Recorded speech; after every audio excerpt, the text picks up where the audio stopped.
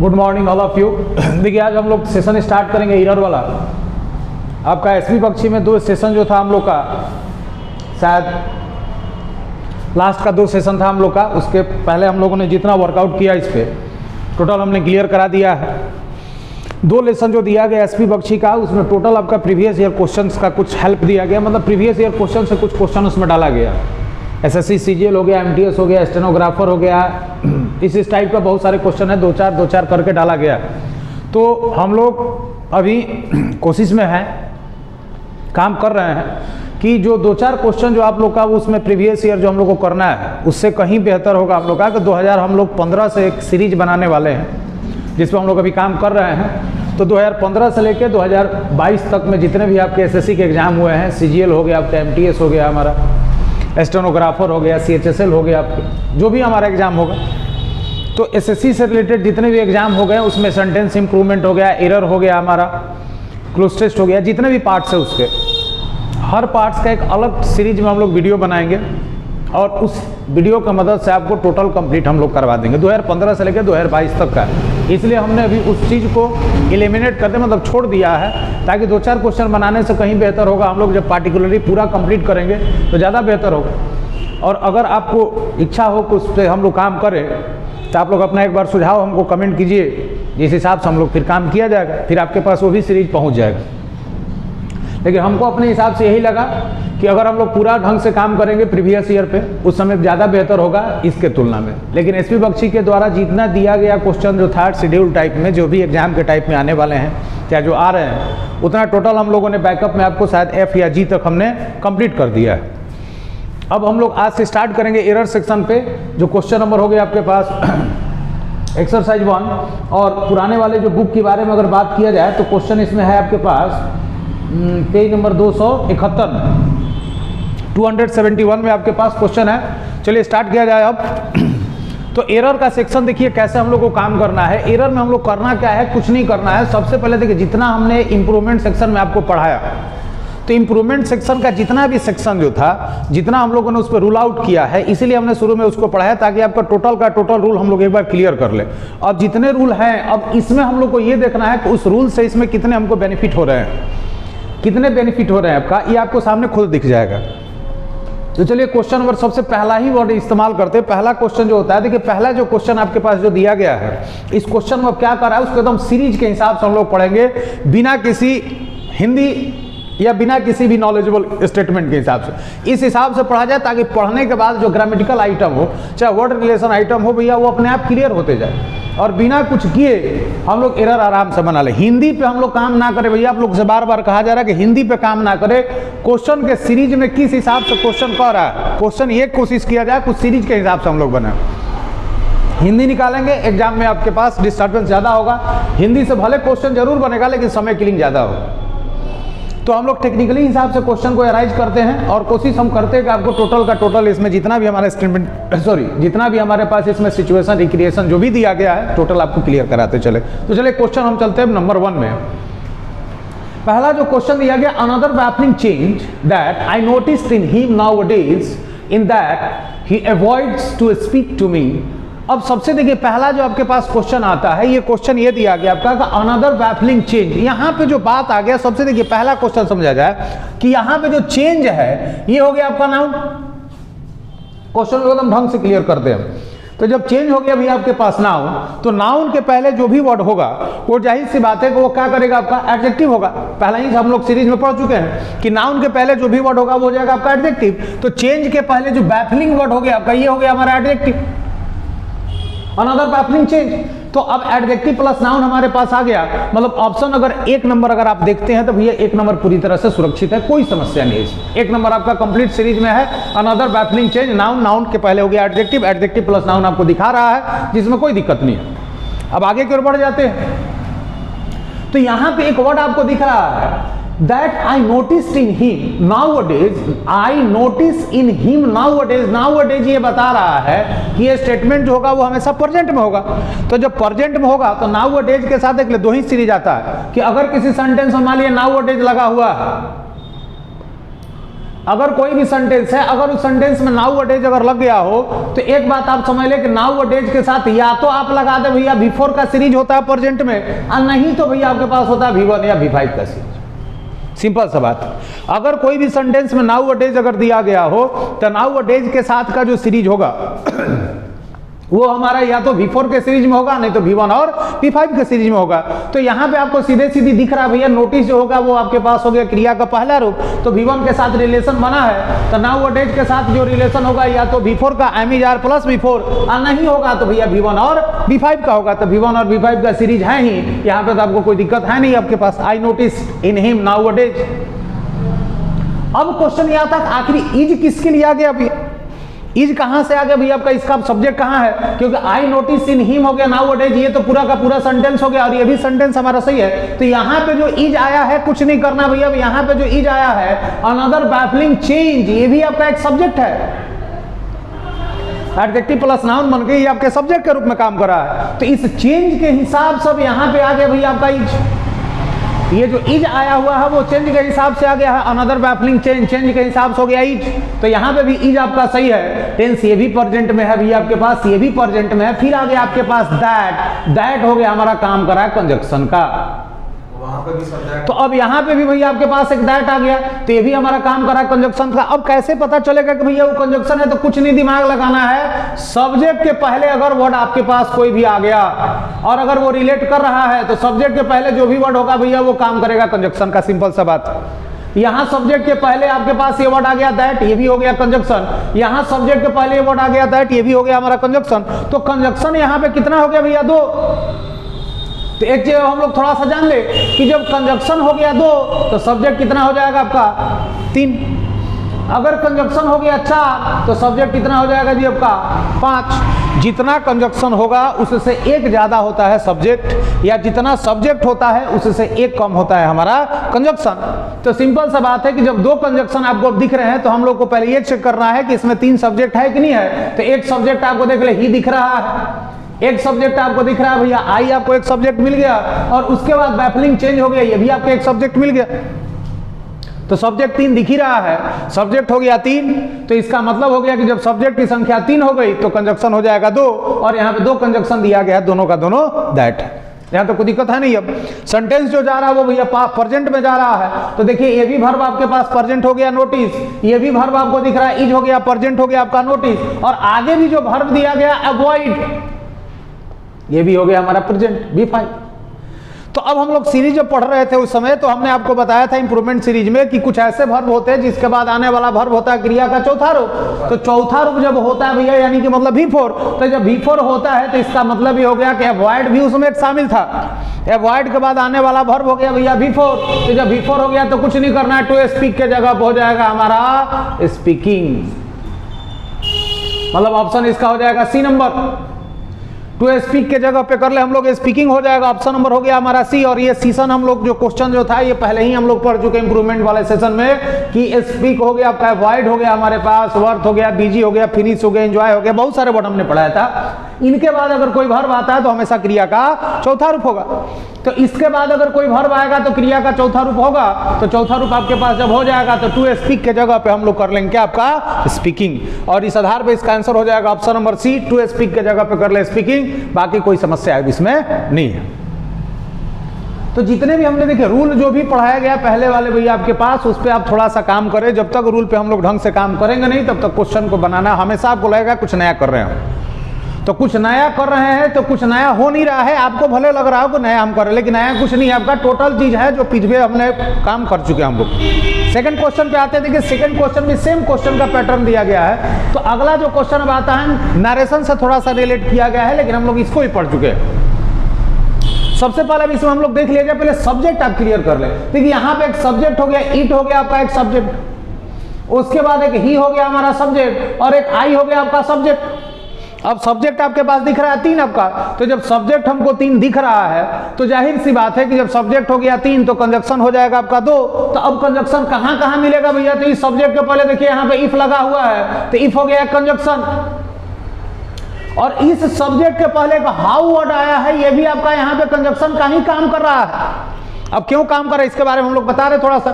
तो पहले क्वेश्चन एक बार पढ़ लिया जाए। I ask him how could I go out if it started raining. तो एक बात भी समझ लिया जाए थोड़ा सा कि स्टार्ट के बाद आने वाला जो वर्ब होगा वो क्रिया का चौथा रूप। तो स्टार्ट के बाद आने वाला वर्ब हो गया भैया चौथा रूप जो कि दिया गया है। टेंस जो है वो पास्ट में है। यहां पे क्वेश्चन अब शुरू से हम लोग कर लेते हैं। आई आस्क हिम, ये भी टेंस हमारा पास्ट का जो रिलेशन होता है जनरली पास्ट। प्रेजेंट का रिलेशन देखिए, प्रेजेंट का रिलेशन प्रेजेंट और फ्यूचर से हो सकता है मतलब होता है, लेकिन पास्ट का 99% जो रिलेशन होता है भैया वो पास्ट से ही होता है। अगर पास्ट का रिलेशन प्रेजेंट से या फ्यूचर से बनता है तो उसका सेंस फिर प्रेजेंट और फ्यूचर में जाता है, और अगर ऐसा है तभी सेंटेंस में नो एरर होगा, अन्यथा भैया अगर सेंस उसका पास्ट में ही रह जाए तो सेंटेंस में एरर हो जाता है। तो क्वेश्चन पे हम लोग चलते हैं। आई आस्क हिम हो गया हमारा, ये टेंस हो गया पास्ट। अब हाउ के बाद कुड को बाहर ले लिया, मतलब सब्जेक्ट के पहले आ गया आपके पास वर्ब। तो सब्जेक्ट के पहले अगर आप किसी भी ऑक्सिलरी वर्ब, मेन वर्ब, किसी भी वर्ब को अगर आप बाहर निकाल लेते हैं तो इसका मतलब होता है कि लास्ट में क्वेश्चन मार्क होना चाहिए, और लास्ट में देखिए कहीं क्वेश्चन मार्क दिया नहीं गया है। तो जब क्वेश्चन मार्क नहीं दिया गया है तो हाउ जब है वो काम कर रहा है कंजक्शन का, और कंजक्शन के तुरंत बाद होता है भैया आपके पास क्या हमारा सब्जेक्ट। इसका मतलब इसका आंसर जो बनेगा कुड ही जो होगा वो चला जाएगा ही कुड के पास, क्योंकि पिछले ही सीरीज में हमने बताया कि कंजक्शन के तुरंत बाद होना चाहिए था सब्जेक्ट। तो कंजक्शन के तुरंत बाद अगर सब्जेक्ट होगा तो कंजक्शन हो गया आपके पास हाउ, और इसके बाद सब्जेक्ट हो गया तो सब्जेक्ट हो गया हमारे पास ही, तो आंसर बन जाएगा ही कुड। ऑप्शन हो गया क्वेश्चन नंबर 2 का आंसर हो जाएगा आपका option number B. Question number 3 पे हम लोग चलते हैं आपका। तो 3 नंबर क्वेश्चन को थोड़ा सा एक बार पढ़ लिया जाए। One of the state in which हो गया आपका सत्याग्रह was offered was Rajkot where he had spent his youth। अब यहाँ पे क्वेश्चन को हम लोग थोड़ा सा देख ले। अब क्वेश्चन किस मोड में ले जा रहा है, तो क्वेश्चन को जब हम लोगों ने देखा तो सबसे पहला बात आ गया एक was, ये आपके पास हो गया भैया पास्ट। एक स्टेटमेंट आपको दिख रहा है आपका हैड, ये भी हमारे पास हो गया पास्ट। दो वर्ब का सीरीज हो गया, दोनों का दोनों वर्ब हो गया हमारा पास्ट टेंस में। जब ये पास्ट टेंस में हो गया तो अब हम लोग सेंटेंस पे काम करेंगे कि सेंटेंस किस मोड में है। तो सेंटेंस का मोड तो पता चल गया कि पास्ट है। अब यहाँ पे क्वेश्चन को थोड़ा सा हम लोग बात करेंगे आगे से। तो अब ऑप्शन पहले अब यहाँ पे हम आपको बता दें कि वन ऑफ के बाद अगर कोई भी नाउन आता है तो वन ऑफ के बाद आपको पढ़ाया जाता भैया सीरीज में कि वन ऑफ के बाद अगर कोई नाउन आ जाए तो वो नाउन हमेशा क्या होता है जी आपका प्लूरल होता है। रूल ये था आपके पास कि वन ऑफ के बाद अगर कोई भी नाउन आ जाए तो वो नाउन हो गया भैया आपके पास प्लूरल, और इसके साथ जो वर्ब होगा वो हो जाएगा हमारा सिंगुलर। तो वन ऑफ के बाद नाउन प्लूरल हो गया, वर्ब हो गया हमारा सिंगुलर। तो क्वेश्चन में अगर बात कर लिया जाए कि वन ऑफ द हो गया जी आपका क्या हमारा स्टेट्स होना चाहिए था, स्टेट के जगह पे स्टेट्स कर ले। ऑप्शन नंबर इसका गलती हो गया 1 नंबर में, तो तीसरा का आंसर हो गया 1। अब क्वेश्चन नंबर 3 को और थोड़ा सा देख ले कि one of the states in which Satyagraha was offered was Rajkot. यहाँ पे वाज जो आया है भैया आपके पास, अब ये वाज किसके लिए आया है, बहुत सारे स्टेट है जिसमें से एक स्टेट के बारे में बताया गया है, और वो स्टेट कौन सा है जी आपका राजकोट के बारे में बात कर रहा है। तो वाज जो आया है भैया यहाँ पे जो वाज आया है ये किसके लिए आया है, वन ऑफ के चलते आया है। यहाँ पे जो वाज आया है वो किसके चलते आया भैया आपका सत्याग्रह के चलते आया है। वाज राजकोट, वर आपका वेयर जो वर्ड आया है वेयर। अब ये वेयर जो वर्ड आया है वो किसके लिए आया भैया आपका, वेयर जब भी आता है तो बताता है प्लेस, वेयर जब भी आएगा तो बताता है प्लेस। तो कौन सा प्लेस भैया, तो राजकोट के बारे में बात हो रहा था, राजकोट हो गया आपका प्लेस के चलते हो गया हमारे पास where he had spent his youth. Option इसका कर ले भैया, क्वेश्चन नंबर 3 का आंसर हो जाएगा ऑप्शन नंबर 1। वन ऑफ के बाद नाउन हमेशा प्लूरल, और स्टेट के जगह पे हम लोग कर लेंगे स्टेट्स। क्वेश्चन नंबर 4 की ओर चलते हैं। देखिए क्वेश्चन नंबर 4 भी हमारे पास 2-3 बार ये क्वेश्चन पिछले वाले सेशन में हम लोग रिपीट कर चुके हैं। Hardly the inspector had arrived here to investigate the crime when the house was set ablaze. जब घर को आग लगा दिया गया, सेट अब्लेज मतलब हो गया आग लगा देना। तो सेट अब्लेज अगर वर्ड पे बात कर ले भैया आपके पास, तो सेट अब्लेज बराबर हो गया आग लगा देना। तो इस सेंस में अगर हम लोग बात कर ले तो सेट अब्लेज बराबर लिख सकते हैं सेट फायर। सेट अब्लेज बराबर हो गया सेट फायर। अब यहां पे क्वेश्चन को थोड़ा सा देख ले कि हैड हो गया पास्ट टेंस एंड क्वेश्चन में हो गया वाज हो गया जी आपका पास्ट टेंस। दोनों का दोनों वर्ब हमारे पास जो है वो टेंस बता रहा है पास्ट का। तो जब दोनों वर्ब हो गया पास्ट तो जब दोनों वर्ब अगर आपके पास पास्ट में हो गया, इसका मतलब अब ये कह रहा है कि स्टेटमेंट जो है वो हमारा जा रहा है पास्ट में, तो पास्ट का तो स्टेटमेंट है ही। अब हम लोग को चेक करना है कि गलती क्या है। तो गलती में कुछ नहीं है, जब आपको पढ़ाया गया था कि अगर हार्डली हो जाए चाहे स्कार्सली हो जाए, क्वेश्चन में हमने ये पढ़ाया था आपको कि अगर हार्डली या स्कार्सली से सेंटेंस को अगर आप शुरू करते हैं, या कोई भी निगेटिव वर्ड से अगर आप शुरू करते हैं, निगेटिव वर्ड कोई भी अगर आ जाए भैया, तो उसका ऑक्सिलरी वर्ब बाहर ले ले। रूल ये पढ़ाया गया था। हार्डली और स्कार्सली हो गया, चाहे कोई भी अगर निगेटिव वर्ड हो जाए, अगर उससे सेंटेंस शुरू हुआ हो तो वहां पे आप ऑक्सिलरी को बाहर ले ले, और इस ऑक्सिलरी के बाद आप यहां पे लगाते हैं सब्जेक्ट। और हार्डली स्कार्सली का जो सेमी कंजक्शन होता है वो होता है क्या आपका वेन। तो हार्डली स्कार्सली के साथ देख ले वेन लगा है कि नहीं लगा है, लगा हुआ है। तो हार्डली स्कार्सली के साथ हो गया भैया वेन, ये भी आपका सही है, लेकिन ऑक्सिलरी बाहर आएगा। तो जब ऑक्सिलरी बाहर आएगा तो हेड का जगह हो जाएगा हार्डली के बाद और इंस्पेक्टर से पहले। तो आंसर बनेगा आपका क्वेश्चन नंबर 4 का आंसर कर ले आप 1। Hardly had the inspector arrived here to investigate the crime when the house was set ablaze. Question number 4 का ऑप्शन बन जाएगा हमारा 1 नंबर। चलिए क्वेश्चन नंबर हम लोग चलते हैं 5 की ओर। 5 नंबर में फिर वही क्वेश्चन रिपीट हुआ है। Since his arrival at his native town he is trying to the best of his power to spread education among the poor masses. Question क्या कर आप थोड़ा सा देख ले। पहले अब आपको हम लोग बता दिया जाए तो पहला क्वेश्चन है, इसमें भैया वर्ब जो है वो हमारे पास एक ही वर्ब के साथ रिलेशन बना, इज ट्राइंग। क्वेश्चन को थोड़ा सा देखा जाए। अब यहां पे सबसे पहला क्वेश्चन आपको बता दे, अमोंग जो वर्ड होता है, अमोंग के साथ भैया नाउन जब आएगा, अमोंग के साथ जो नाउन होगा वो हमेशा हो जाएगा प्लूरल।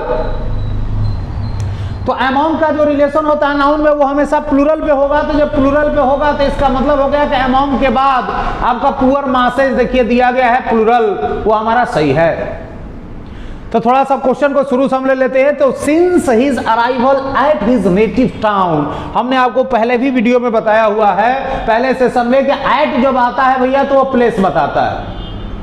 एट जब किसी भी सेंटेंस में आ जाए तो वो आपको प्लेस बताता है। तो यहाँ पे प्लेस बता रहा है कब, जब से वो अपने मातृभूमि पर, अपने मतलब निजी शहर में जब वो आया, जब से वो अपने निजी शहर में आया हुआ है तब से भैया वो कोशिश कर रहा है कि जितने भी गरीब लोग हैं उनके बीच शिक्षा का जो स्तर है उसको क्या किया जाए, बढ़ाया जाए। तो जब से वो अपने शहर में आया है, यहाँ पे डायरेक्टली या इनडायरेक्टली आप समझ ले, तो सिंस जो है वो बता रहा है टाइम।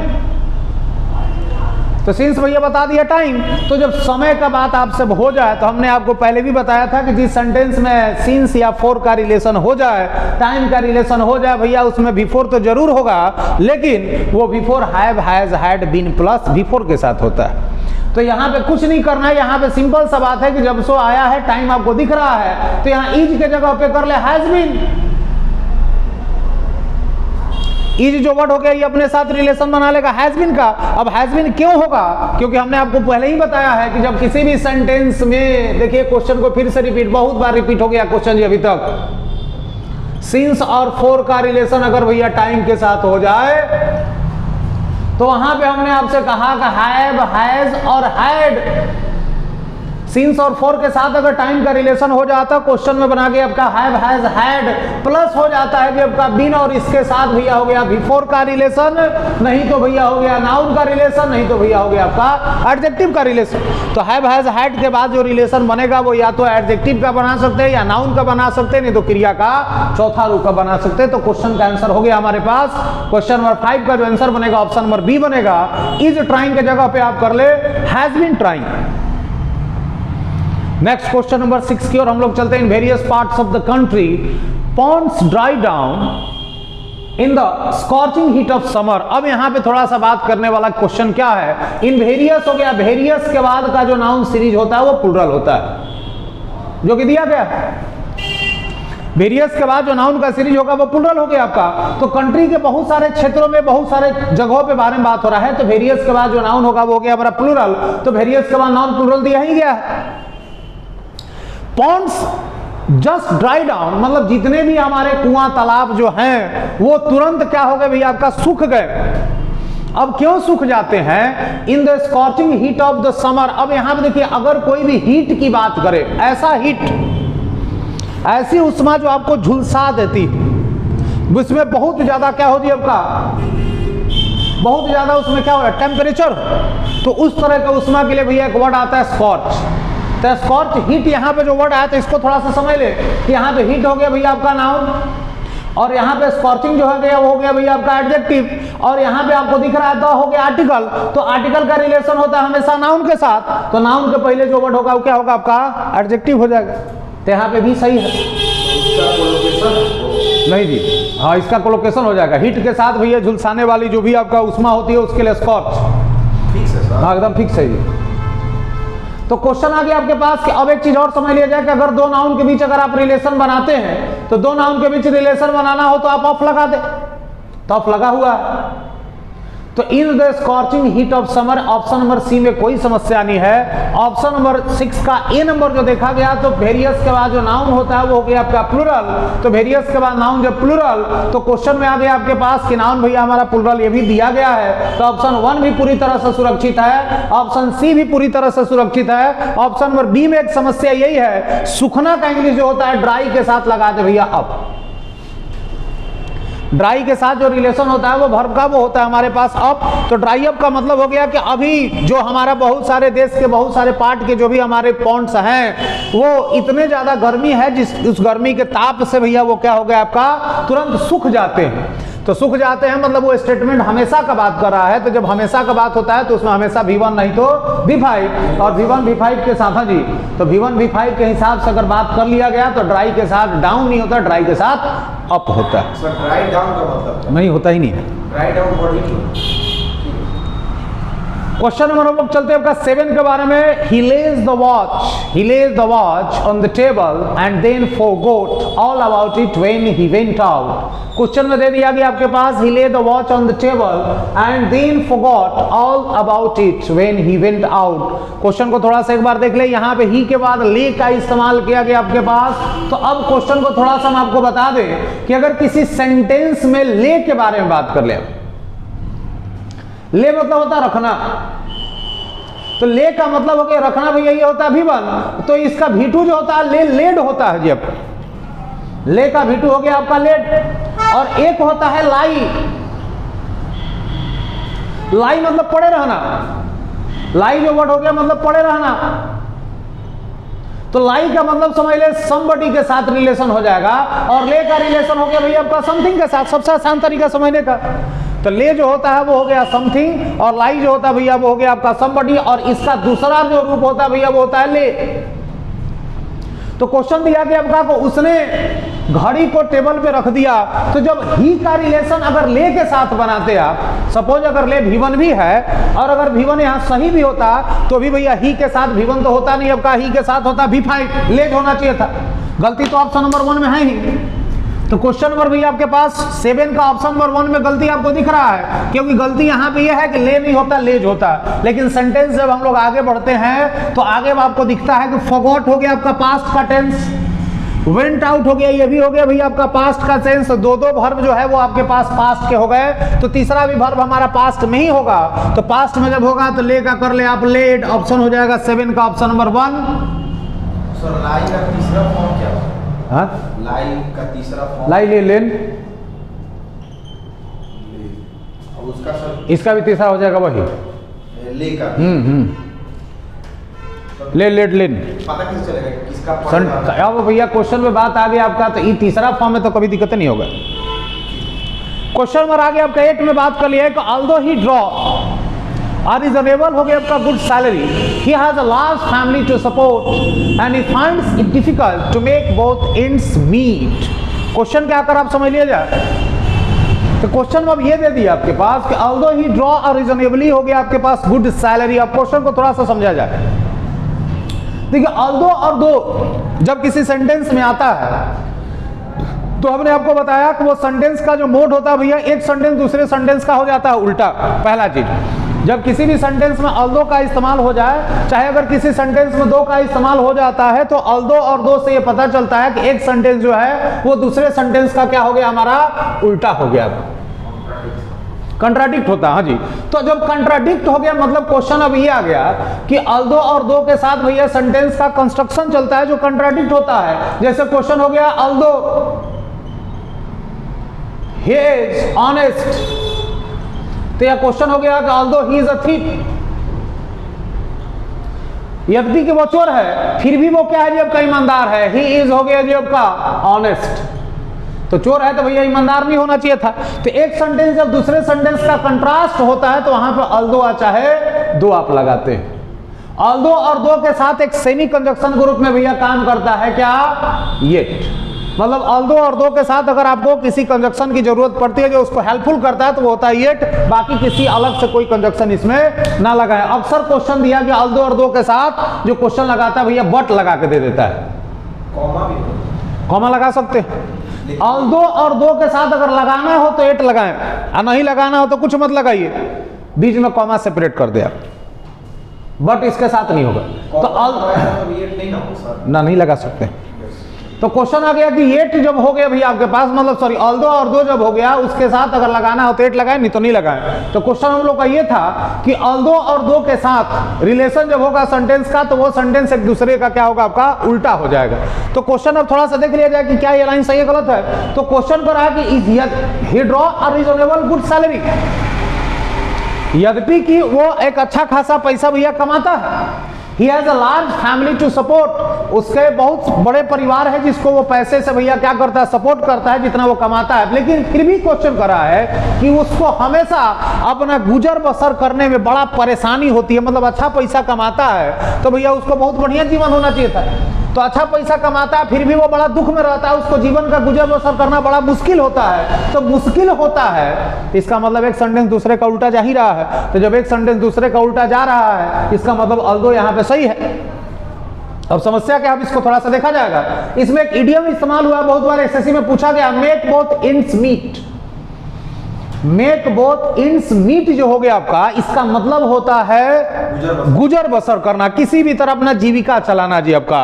तो जीविका चलाने के सेंस में होता है भैया मेक बोथ एंड्स मीट। बहुत बार एसएससी में पूछा गया बट ये बहुत बार। तो चलिए क्वेश्चन पे हम लोग चलते हैं फिलहाल। तो ही हो गया ड्रॉ, प्रेजेंट में चल रहा है। अब देखिए यहाँ पे ए और एन आ गया, आपका आर्टिकल आ गया, तो आर्टिकल का रिलेशन हो गया भैया नाउन के साथ। तो सैलरी आपको दिख रहा है नाउन, गुड दिख रहा है एडजेक्टिव और रीजनेबली दिख रहा है आपका एडवर्ब।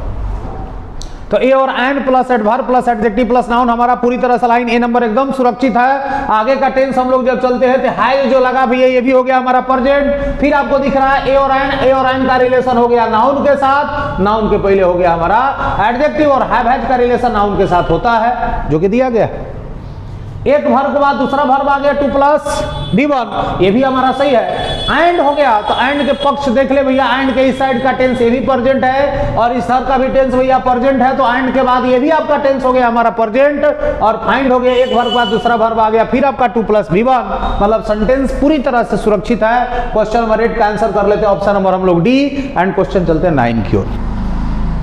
9 क्या कर आप देख लिया जाए। 9 नंबर क्वेश्चन करा while it is apparent that, while it is apparent that, देखिए while का जो रिलेशन होता है while के बाद, मान लीजिए अगर क्वेश्चन में while हो गया, अगर इसके बाद अगर कोई आप वर्ब रखते हैं तो वो वर्ब हो जाएगा भैया बिफोर। while के बाद अगर आने वाला जो वर्ब होता है वो हमेशा क्रिया का चौथा रूप, अगर इसके साथ कोई वर्ब का रिलेशन तुरंत बनता है तब। लेकिन यहां पे भैया while जो है वो कंजक्शन का काम कर रहा है।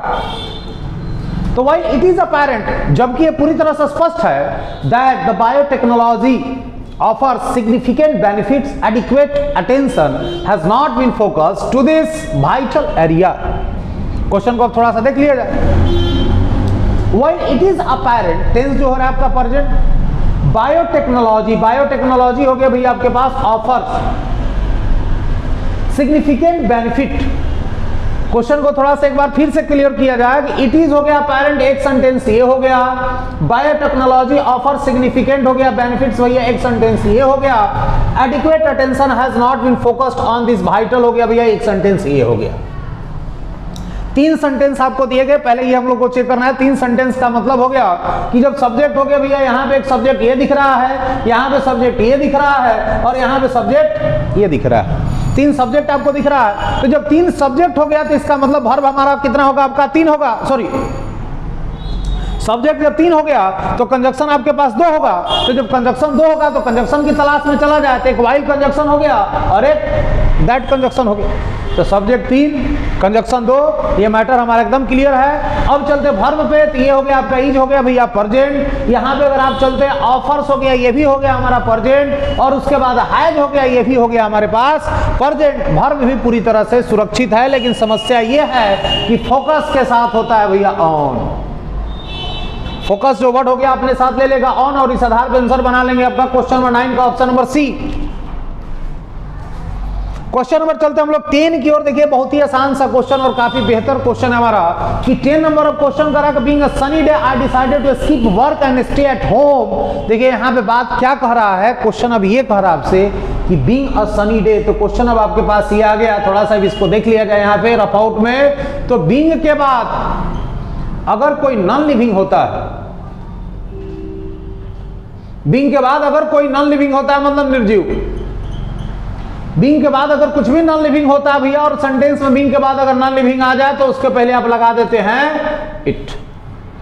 तो क्वेश्चन का रूल ये हो गया कि बीइंग के बाद अगर कोई नॉन लिविंग आपके पास आता है तो उसके साथ आप इट का रिलेशन बना दे, और जब इट का रिलेशन बनेगा तो बीइंग अ सनी डे जो वर्ड दिया है, सनी डे के पहले आप यहां पे लगा दे इट। सनी डे के पहले आप लगा दे इट हो गया। क्वेश्चन नंबर 10 का ऑप्शन नंबर कर लेते हैं हम लोग 1। It being a sunny day I decided to skip work and stay at home. Option हो गया आपका 10 का ऑप्शन नंबर 1। क्वेश्चन नंबर 10 का ऑप्शन कर लेते हैं 1 नंबर। बीइंग के पहले आप लगा दे इट। अब क्यों लगा है, क्योंकि सनी डे जो हो गया वो नॉन लिविंग में आ गया, नॉन लिविंग के चलते उसके पहले इट। सनी डे का मतलब जी सनी का डे का मतलब हो गया भैया कि काफी धूप धाप वाला दिन था, इसलिए हम लोगों ने काफी सोचा कि बहुत ज्यादा गर्मी लायक है दिन, तो इसलिए भैया हमने सोचा कि आज काम को छोड़ो, घर पे अपना आराम कर। सनी डे का मतलब सैटरडे नहीं? ना सैटरडे नहीं।